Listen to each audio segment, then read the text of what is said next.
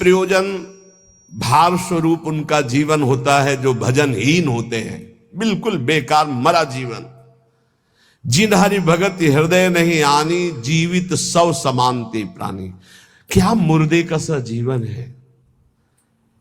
इतना कीमती जीवन, एक एक श्वास भगवान के भजन में लगानी चाहिए। व्यर्थ के जीवन में, व्यर्थ के खान पान, कई कई ऐसी बातें जिनकी गंगा का किनारा पावन तपस्वियों के लिए भी और राक्षसों के लिए भी है। जो पावन स्थान तप के लिए है, वहीं राक्षसों के दंडकारण्य में तपस्वी भी तपस्या करते थे और राक्षस भी रहते थे। दोनों का ये व्यर्थ जीवन, निरर्थक जीवन, जो अपनी वासनाओं की पूर्ति के लिए दूसरे जीवों को तड़पा तड़पा के, फिर काल उनको तड़पा तड़पा के मारता है, सांस लेने का अवसर नहीं देता। इसलिए निष्प्रयोजन भार स्वरूप मानो जीवन मत जियो। कीमती जीवन है। जिनका भोजन पवित्र है, उनके विचार पवित्र हैं, वही एकांत में ईश्वर अर्पण बुद्धि से अपने समय को व्यतीत करते हैं। कार्य करते हुए एकांतिक अर्थात अंदर चिंतन चल रहा है, ईश्वर अर्पण। सात्विक भोजन, भूख की अपेक्षा कम खाओगे तो भजन बहुत जोर का होगा। लौकिक प्रतिष्ठा बढ़ने लगे तो भगवान से प्रार्थना करो कि आपका स्मरण न छूटने पावे, लौकिक प्रतिष्ठा में महत्व न होने पावे।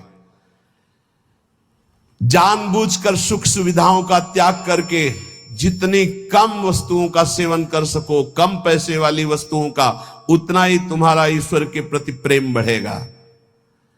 ईश्वर इच्छा को जानने वाला ही महात्मा होता है। जोई जोई प्यारो करे सोई मोई भावे, मेरे प्यारे की क्या इच्छा है ये महात्मा जानता है।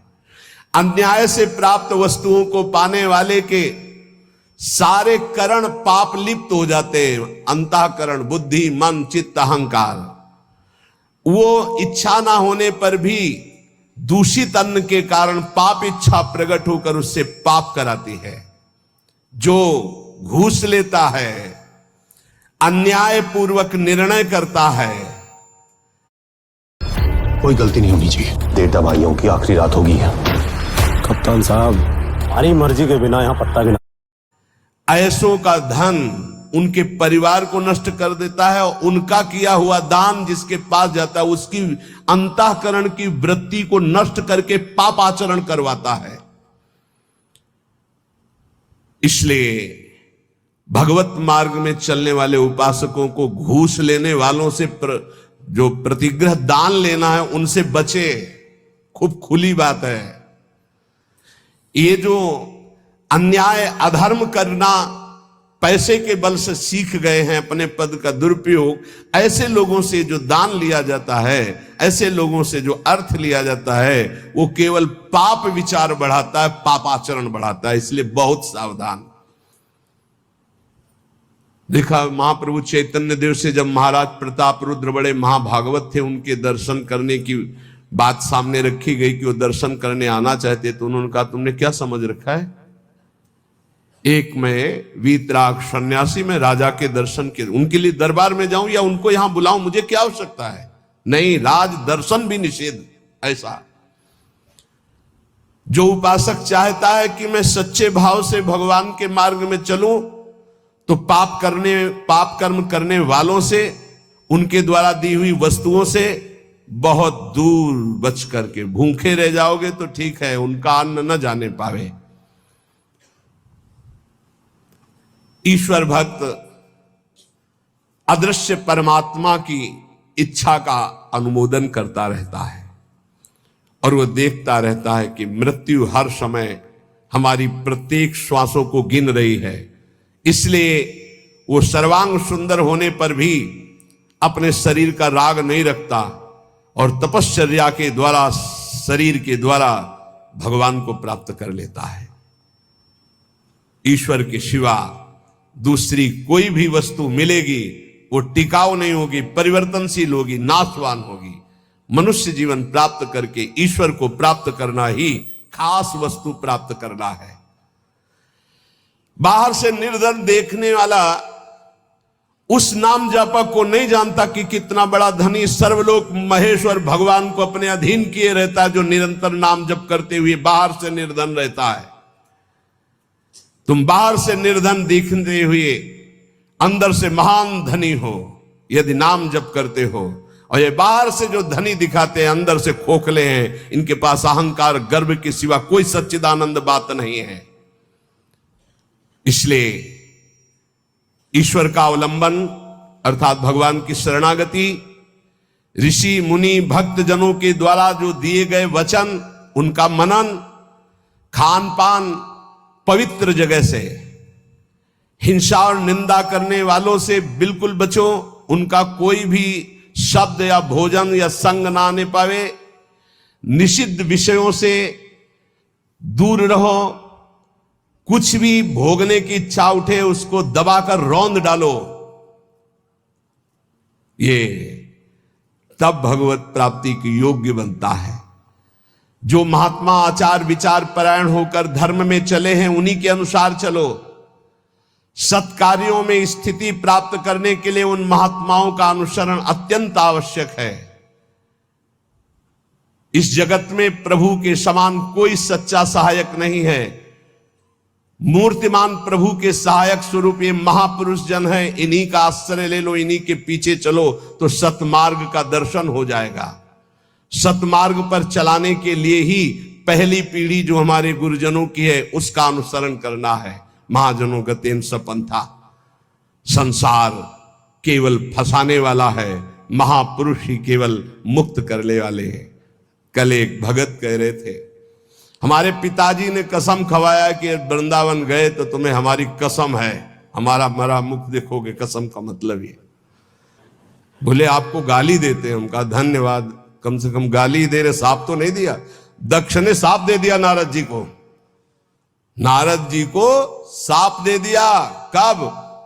जब उनके पुत्रों को बाबा जी बना दिया। भगवान के मार्ग में जब प्रशस्त कर दिया दक्ष के पुत्रों को, तो दक्ष जी ने जल हाथ में लिया। जब नारद जी गए तो ये नहीं पूछा कि क्या हालचाल, कहा मैं साफ देता हूं, हमारे पुत्रों को भगवत मार्ग में लगा दिया, तुम 2 घड़ी से ज्यादा कहीं जिंदगी में टिकी ना पाओ। 2 घड़ी का मतलब होता है 48 मिनट। बोले इतने में तुम बहुत बड़ा काम कर देंगे, 48 मिनट में तुम बाबा जी बना देंगे भगवत मार्ग के पति। बोले आपके प्रवचन सुनकर हम माला जप करते हैं, बाणी पाठ करते हैं, थोड़ा तिलक लगा लेते हैं, वृंदावन की, तो वो कहते हैं हमारे लड़के को बर्बाद कर दिया इस नाम लेके। तो बात सही है। जो अपनी श्वासों को व्यर्थ में बर्बाद करते हैं, शराब पीते हैं, मांस खाते हैं, बेविचार करते हैं, गंदे आचरण में चलते हैं, क्या कैसे माता पिता हैं इस बात के लिए राजी हैं कि मेरा बेटा नरक जाए? इस बात के लिए राजी है कि मेरा बेटा गलत आचरण करे, और वही शराब पी के जब आवे तो 2-4 मुझे थप्पड़ मार के घर से बाहर करे? ये आचरण। अगर माता पिता को भगवान मानकर उनकी सेवा करो। वो कह रहा था कि आप अपराध भर हमको ना बोध कराएं, तो एक बार अंदर से इच्छा है कि अपने बाप को उठा के पटके और खूब धुलाएगा। तो हम कहा अगर हमें मित्र मानते हो तो एक शब्द भी कटु मत बोलना।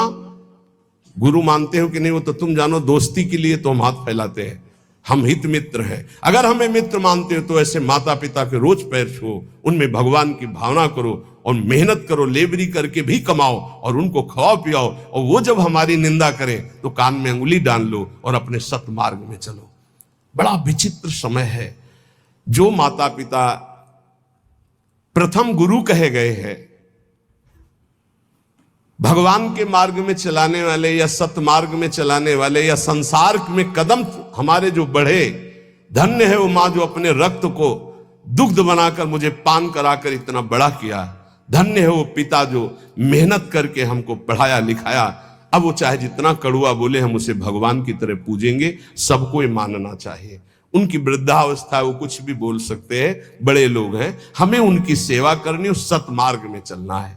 तो यहां कह रहे कि महापुरुषों के सिवा अपना कोई सतमार्ग बताने वाला नहीं, इसलिए संतों की बात को मानना चाहिए।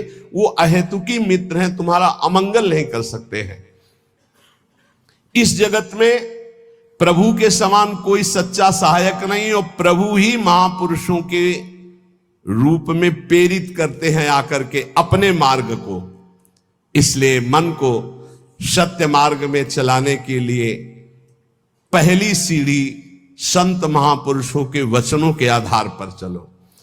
आज हम सबके ऋणी हैं, सच्ची हृदय से ऋणी हैं, धन्यवाद देते हैं